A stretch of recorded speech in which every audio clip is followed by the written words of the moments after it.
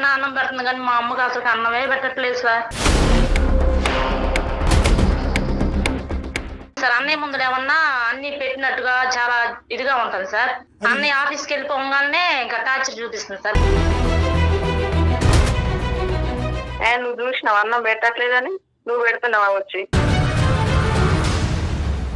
మీ ఇంటికి మీ అమ్మలు రాగానే అంత బాగా చూసుకుంటున్నావు, అమ్మని చూస్తే వాళ్ళు తిన్న ఎంగిలి అమ్మకి నేను కూడా బాగానే చూసుకుంటే మీ అమ్మ ఉంది, లేకపోతే ఉండదు. కుక్క కన్నా హీనంగా అన్నం పెట్టవా చూసుకోవడం అంటే? నీకంత ప్రేమ ఉంటే మీ అమ్మ నువ్వు తీసుకుపోయి నువ్వు పెంచుకో. ఆస్తి అంతా మీకే ఇచ్చింది, పింఛన్ మీకే ఆస్తి కాదు, నాకు అసలు ఆమంటేనే నచ్చదు.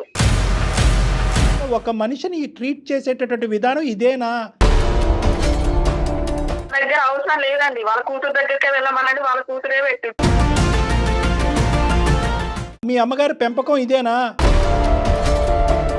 వీఆర్ దేర్ విత్ యూ జ్యోతి. నేను నీతో పాటు సపోర్ట్గా ఉన్నాను. మీ అమ్మగారికి నేనే కొడుకుగా నేను ముందుకు వస్తాను.